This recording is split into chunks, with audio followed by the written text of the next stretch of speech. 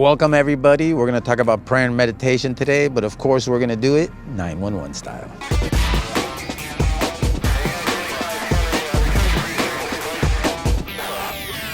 All right, so somebody was asking me the other day, what is 911 style? Well, technically anything that comes after that little intro is 911 style, apparently. Now, 911 style is trying to incorporate things into your life that will keep you from ever having to call 911. So that's the idea. So doing things 911 style is gonna create in your life an environment where 911 is not necessary. So that's what we want. You know, we always go to work in the morning and we're hoping we don't get any calls, right? Because we don't want people to be hurt. We don't want people to have an emergency.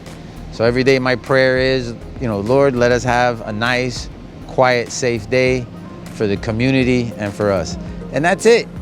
That's what we want. We want everybody to be safe. That's the whole idea of prayer and meditation, is to take a few minutes in your day and then find some time where you could just sit down, sometimes with a cup of coffee, and then meditate. This is the first time I've ever come out here to do it for you guys on YouTube, because we're talking about prayer and meditation.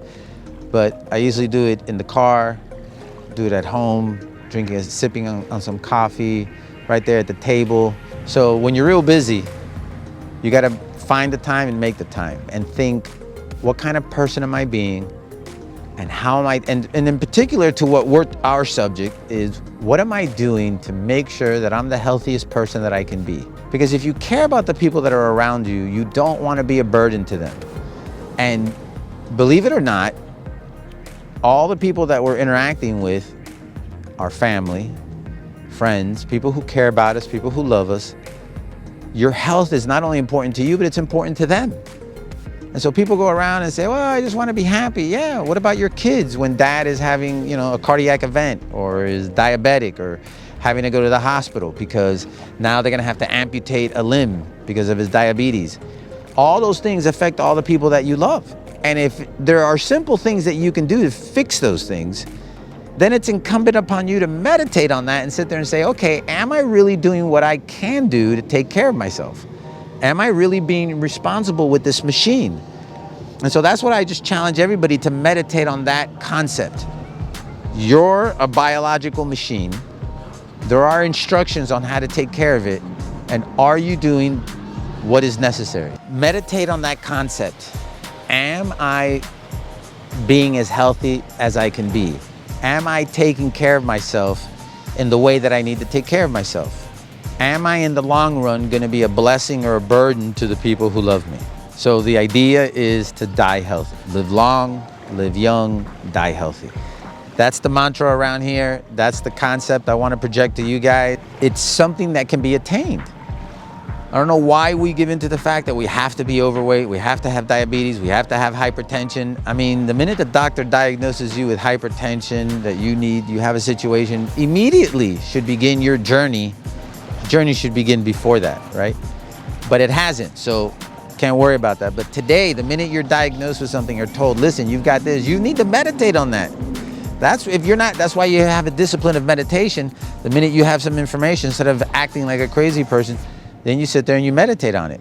You still might act like a crazy person at the end of the day, but at least you've meditated on it and made the conscious decision that this is the direction I'm gonna go. So when faced with these difficulties and faced with these situations, you've got to take the appropriate steps. And the appropriate steps will show in the outcome. So diabetes too is something that can be corrected. Hypertension can be corrected. Now, yeah, everybody wants to throw out, yeah, but what about the people with the genetic issues? Well, then the people with the genetic issues are now going to be in the best possible position to help themselves with medication or whatever else that they need. There's never this contest between medicine and health, but those are decisions that you need to make, and you need to make in a conscious way. But at least you as an individual are in the healthiest place that you can be when making these decisions. And if you're not, then let the professionals guide you. At the same time, you take the necessary steps to change your environment. That means you're changing your health state, so that at the end of the day, the doctors can say, hey, listen, you don't need these medications anymore, or we're able to lower them. Whichever way, the less that you have to take, always the better. And if you can get it to zero, where the doctors agree that it can be at zero, then it's a win. It's a win for everybody, right? Because that's what the doctors wanted to do. They wanted to bring healing. You want healing. Again, through meditation and prayer, and you look at that first triangle, the next thing is education, and the next thing is your emotions and sleep. You balance those three, but without the meditation and the prayer, you're gonna find yourself in a difficult situation, right? Because it's that deep meditation of saying, okay, what is it long-term that I'm looking for? Am I looking at just the short game, or I'm looking at the long term? Is this at the end of the day gonna benefit? Now, a lot of people don't wanna stop and do that because a lot of things you're doing don't benefit people long term. And so right now, how is it that I feel? What's in it for me today? So it's difficult, and sometimes we make the wrong choices anyways, even with the prayer and the meditation. I know I'm guilty of that, of making a lot of wrong choices along the way in life. That's what happens. We live, we learn.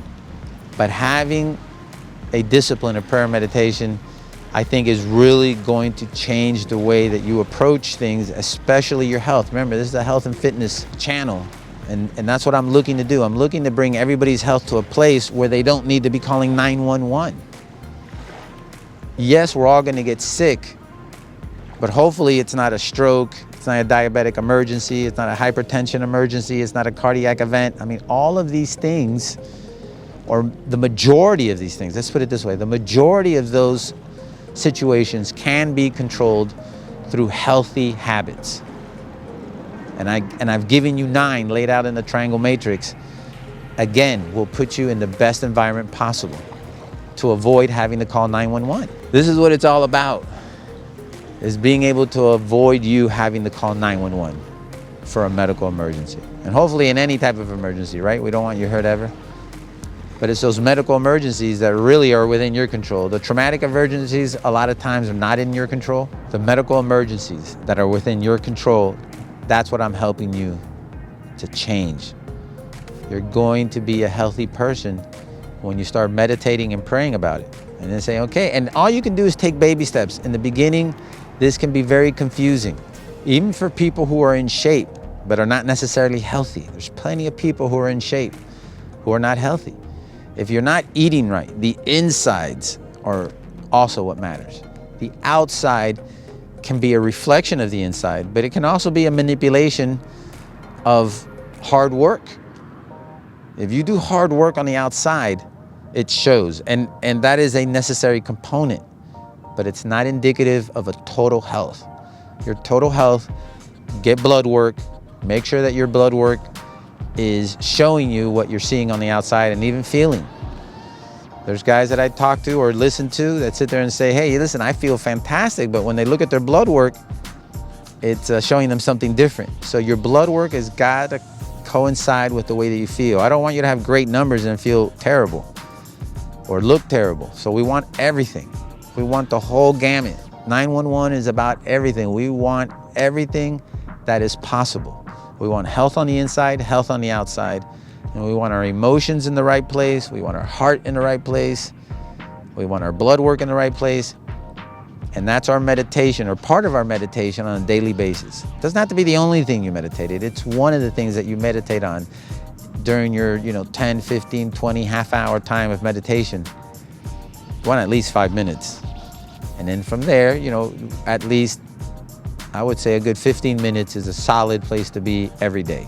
15 minutes where you take time, man, to yourself and say, I gotta be still for 15 minutes and I gotta think about where I am, where am I going, and what tools am I using to get there? And is everything, like we used to say back in the day, copacetic?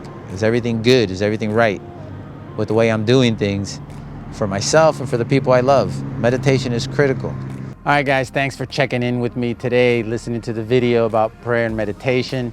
Hopefully, if you're on this journey with me, you like the video, give it a thumbs up, consider subscribing, share it with your friends.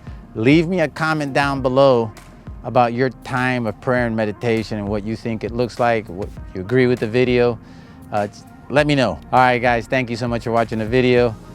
Until next time, stay safe, stay healthy.